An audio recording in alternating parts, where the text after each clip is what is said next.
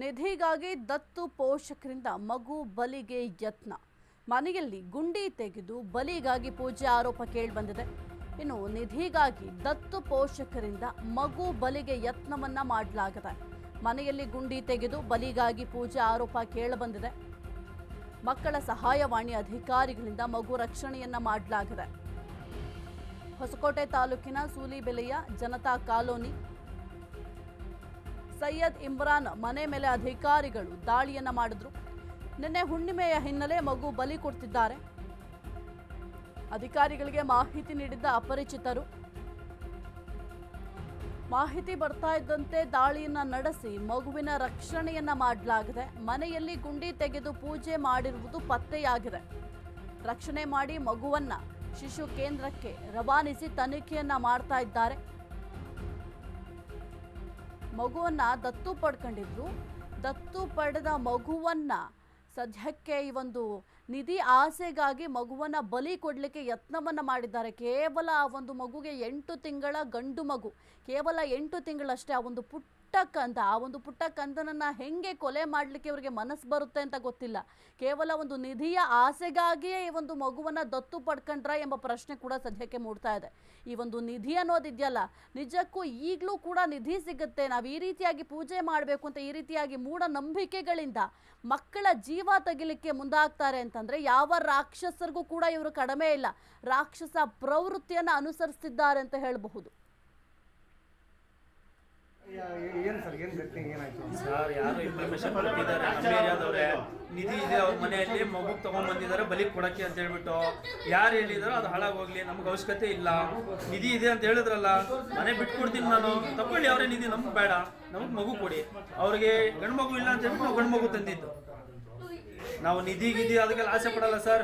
ದೇವ್ರು ಕೊಟ್ಟಂಗೆ ಡೈಲಿ 35-40 ಸಾವಿರ ದುಡಿತೀರಿ ನಾವು. 1 ರಿಂದ 5 ಕಾರ್ ಇದೆ ಮನೆ ಹತ್ರ, ದುಡಿತೀರಿ ನಾವು. ದೇವ್ರು ಕೈಕಾಲು ಗಟ್ಟಿ ಕೊಟ್ಟಿದ್ದಾರೆ, ನಮ್ಗೆ ಅದರ ಅವಶ್ಯಕತೆ ಇಲ್ಲ. ಸರಿನಾ? ನಮ್ಮ ಮಗು ಕರ್ಕೊಂಡು ಹೋಗಿದ್ದಾರೆ. ಸೋಮವಾರ ಬರಕ್ಕೆ ಹೇಳಿದ್ದಾರೆ ಅವರು.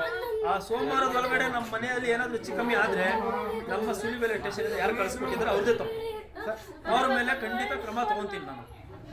ಮಗು ಎಲ್ಲಿಂದ ತಗೊಂಡ್ಬಂದ್ರಿ ಸರ್? ಮಗು ತಗೊಂಡ್ಬಂದಿದ್ದು ನಮ್ಮ ಅಪ್ಪ ಅವ್ರ ಫ್ರೆಂಡ್ ಒಬ್ಬ ಕೋಲಾರ ಹಾಸ್ಪಿಟ್ಲಲ್ಲಿ, ಅವರು ಬಡವರು ಫುಲ್ಲು ಕೆಲ್ಸಕ್ಕೆ ಹೋಗ್ತಾರೆ ಕೂಲಿಗೆ. ಅವ್ರಿಗೆ 2 ಮಕ್ಕಳಾಗಿದೆ, 1 ಮಗು ಕೊಡ್ತಾರೆ ಅಂತ ಹೇಳಿದ್ದಕ್ಕೆ ನಾವು ನಮ್ಮ ಅಪ್ಪನೂ ಅವ್ರ ಫ್ರೆಂಡ್ ಹೋಗಿ ಅವ್ರ ಖುಷಿಯಿಂದ ಏನು ಬೇಕು ಅದು ಕೊಟ್ಬಿಟ್ಟು ಮಗು ತೊಗೊಂಬಂದಿದ್ದೀರಿ. ನಾವು ಮಗು ತೊಗೊಂಬರೋವಾಗ ಸೈನು ಸಿಗ್ನೇಚರ್ ಎಲ್ಲ ಮಾಡಿಸ್ಕೊಂಡಿದ್ದೀರಿ ನಾವು.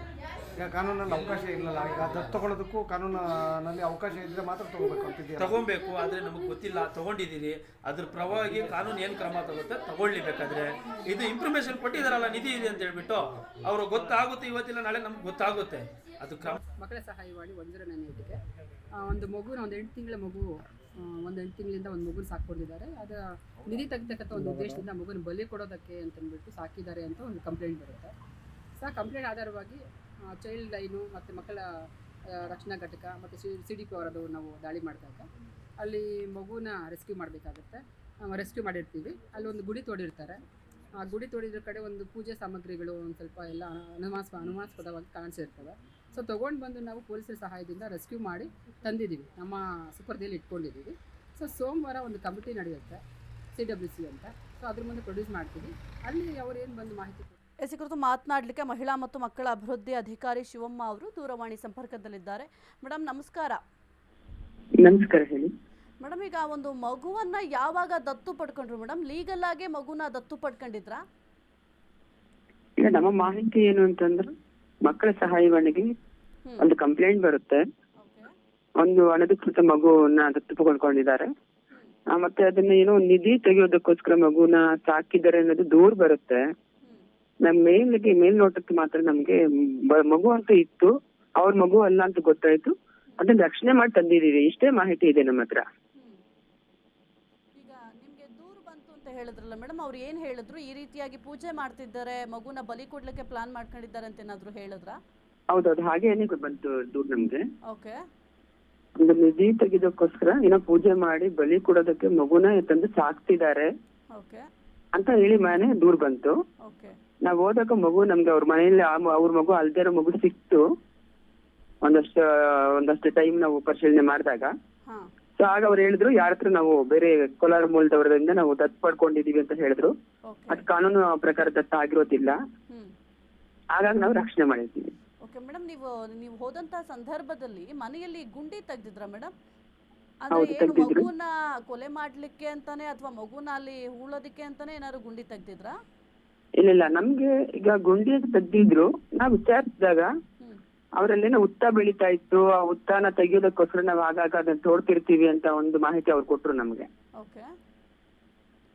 ಈಗ ಅವ್ರು ಹೇಳ್ತಾ ಇದ್ದಾರೆ, ಇಲ್ಲ ನಾವು ಆ ಥರ ನಿಧಿ ಏನಿರಲಿಲ್ಲ, ಮಗುನ ವಾಪಸ್ ಕೊಡ್ಬೇಕು ನಮಗೆ ಅಂತ ಅವ್ರು ಆಗ್ರಹ ಮಾಡ್ತಾ ಇದ್ದಾರೆ. ಇದಕ್ಕೆ ಏನು ಹೇಳ್ತೀರಾ ಮೇಡಮ್? ಇಲ್ಲ, ಈಗ ಕಮಿಟಿ ಮುಂದೆ ಇಡ್ತೀವಿ ನಾಳೆ. ಓಕೆ ಮಕ್ಕಳ ಕಲ್ಯಾಣ ಸಮಿತಿ ಕಮಿಟಿ ಇದೆ, ಕಮಿಟಿ ಮುಂದೆ ಇಡ್ತೀವಿ. ಓಕೆ ಸೊ ಅಲ್ಲಿ ಏನ್ ತೀರ್ಮಾನ ತಗೊಂತಾರೆ ಅದ್ರ ಮೇಲೆ ನಾವು ನಡ್ಕೋಬೇಕಾಗುತ್ತೆ. ಓಕೆ. ಈಗ ನೆಕ್ಸ್ಟ್ ಪ್ರೊಸೀಜರ್ ಏನಿರ್ಬೋದು ಮೇಡಮ್? ಯಾಕೆಂದ್ರೆ ಮಗುನ ಈಗ ಅವ್ರು ಪಡ್ಕೊಂಡಿರೋದು ಕೂಡ ಅನಧಿಕೃತವಾಗಿ. ಯಾಕೆಂದ್ರೆ ಲೀಗಲ್ ಆಗಿ ಪಡ್ಕೊಳ್ಬೇಕು ಅಂತಂದ್ರೆ ಕಾನೂನು ಕ್ರಮವನ್ನ ಅನುಸರಿಸಲೇಬೇಕಾಗುತ್ತೆ, ಜೊತೆಗೆ ಕೆಲವೊಂದಿಷ್ಟು ರೂಲ್ಸ್ ನ ಫಾಲೋ ಮಾಡಬೇಕಾಗುತ್ತೆ. ಅವ್ರಿಗೆ ಮಗು ಯಾರು ಕೊಟ್ಟಿದ್ರು ಮೇಡಮ್? ಇಲ್ಲ, ನಮ್ಗೇನು ಮಾಹಿತಿ ಅಷ್ಟು ಖಚಿತವಾಗಿ ಮಾಹಿತಿ ಇಲ್ಲ. ಓಕೆ ಅವರು ಹೇಳಿರೋದು ಅಷ್ಟೇ ಇದೆ ನಮ್ಮ ಹತ್ರ. ಕೋಲಾರದ ಮೂಲದ ಒಂದು ದಂಪತಿಗಳು ನಮ್ಗೆ ಮಗುವನ್ನ ಕೊಟ್ಟಿದ್ದಾರೆ ಅಂತ ಹೇಳಿದ್ದಾರೆ. ಎಲ್ಲವನ್ನು ಪರಿಶೀಲನೆ ಮಾಡಲಾಗುತ್ತೆ. ಸಮಿತಿ ಏನ್ ಆದೇಶಗಳು ಮಾಡ್ತಾ ಅದ್ರ ಪ್ರಕಾರ ಕ್ರಮ ಕೈಗೊಳ್ಬೇಕಾಗತ್ತೆ. ಓಕೆ ಮೇಡಮ್, ಈಗ ಒಂದು ವೇಳೆ ಆ ಮಗು ನಮಗೆ ಮತ್ತೆ ಬೇಕು ಅನ್ನೋದಾದ್ರೆ, ಈಗ ಏನ್ ಪೋಷಕರಿದ್ದಾರೆ ಅವ್ರಿಗೆ ಮತ್ತೆ ಮಗು ಬೇಕು ಅಂತಂದ್ರೆ ಕಾನೂನು ಪ್ರಕಾರ ಮತ್ತೆ ಆ ಮಗುನ ದತ್ತು ತಗೊಳ್ಬಹುದಾ? ತಗೋಬಹುದು. ಆದ್ರೆ ಈಗ ಅವ್ರ ಮೇಲೆ ಆರೋಪ ಬೇರೆ ರೀತಿಯಲ್ಲಿ ಇರೋದ್ರಿಂದ ಓಕೆ ಕಮಿಟಿ ನಿರ್ಧಾರ ಮಾಡುತ್ತೆ. ಓಕೆ ಓಕೆ ಒಂದು ವೇಳೆ ಕಮಿಟಿ ನಿರ್ಧಾರ ಮಾಡಿ ಕೊಡೋದು ಒಂದು ನಿರ್ಧಾರ ಮಾಡಿದ್ರು ಹಾ ತುಂಬಾ ಸಮಯ ಹಿಡಿಯುತ್ತೆ ಅದಕ್ಕೆ. ಓಕೆ ಮೇಡಮ್, ಅಲ್ಲಿವರೆಗೂ ಮಗು ಎಲ್ಲಿರುತ್ತೆ? ನಮ್ಮ ಸುಪರ್ದಿಯಲ್ಲಿ ಇರುತ್ತೆ, ಶಿಶು ಮಂದಿರ ಕೇಂದ್ರ ಇರುತ್ತೆ, ಹ್ಮ್ ಅಲ್ಲಿ ಕೇರ್ ಟೇಕರ್ಸ್ ಇರ್ತಾರೆ, ಎಲ್ಲಾ ರೀತಿಯ ಸೌಲಭ್ಯಗಳು ಇರುತ್ತೆ. ಮಕ್ಕಳು ತುಂಬಾ ಚೆನ್ನಾಗಿ ಆರೈಕೆ ಮಾಡ್ತಾರೆ. ಓಕೆ ಮೇಡಮ್, ಈಗ ಒಂದು ವೇಳೆ ಅವರು ಮಾಡಿರೋದು ತಪ್ಪು ಅಂತ ಸಾಬೀತೇನಾದ್ರೂ ಆದ್ರೆ ಮಗುವಿನ ಫ್ಯೂಚರ್ ಹೆಂಗೆ ಮುಂದೆ ಅಂತ? ಮಗು ನಮ್ಮಲ್ಲೇ ಇರುತ್ತೆ. ದತ್ತು ಪ್ರಕರಣಕ್ಕೆ ನಾವು ಅವ್ನ ಒಳಪಡಿಸ್ತೀವಿ.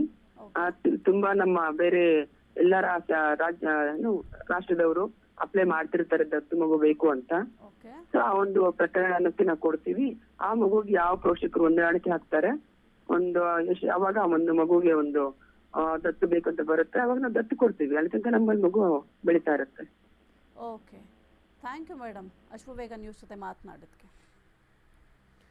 ಸದ್ಯಕ್ಕೆ ಒಂದು ಮಗು ಈಗ ಸದ್ಯಕ್ಕೆ ಸೇಫ್ ಆಗಿದೆ ಅಂತ ಹೇಳಬಹುದು. ಏಕೆಂತಂದರೆ ಮಕ್ಕಳು ಅನ್ನೋದು ವಿಚಾರದಲ್ಲಿ ಈಗ ಇಷ್ಟರ ಮಟ್ಟಿಗೆ ಕ್ರೂರತ್ವ ಅನ್ನೋದು ಎಷ್ಟರ ಮಟ್ಟಿಗೆ ಸರಿ ಎಂಬ ಪ್ರಶ್ನೆ ಕೂಡ ಮೂಡುತ್ತೆ. ಏಕೆಂತಂದರೆ ಈಗ ನಮಗೆ ಗಂಡು ಮಗು ಇರಲಿಲ್ಲ ಅಂತ ಹೇಳಿ ಹೋಗಿ ಒಂದು ಮಗುವನ್ನು ಪಡ್ಕೊಂಡಿದ್ದಾರೆ, ಅದು ಕೂಡ ಅನಧಿಕೃತವಾಗಿ.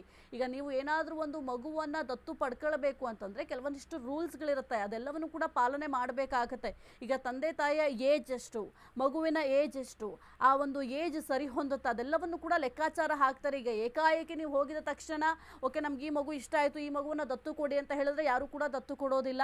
ಏಜ್, ಯಾಕೆಂತಂದರೆ ಮಗುವನ್ನು ಸಾಕಲಿಕ್ಕೆ ನಿಮಗೆ ಎಷ್ಟು ಕೆಪಾಸಿಟಿ ಇದೆ, ಮಗುಗೆ ಏನಾದರೂ ಮುಂದೆ ಸಮಸ್ಯೆ ಆಗುತ್ತೆ, ಅದೆಲ್ಲವನ್ನು ಕೂಡ ಲೆಕ್ಕಾಚಾರ ಮಾಡಿ ಮಗುವನ್ನು ದತ್ತು ಕೊಡುವಂಥದ್ದು. ಆದರೆ ಈಗ ಸದ್ಯಕ್ಕೆ ಅನಧಿಕೃತವಾಗಿ ಮಗುವನ್ನು ದತ್ತು ಪಡ್ಕೊಂಡಿದ್ದಾರೆ ಎಂಬ ಮಾಹಿತಿ ಕೂಡ ಲಭ್ಯ ಆಗಿದೆ.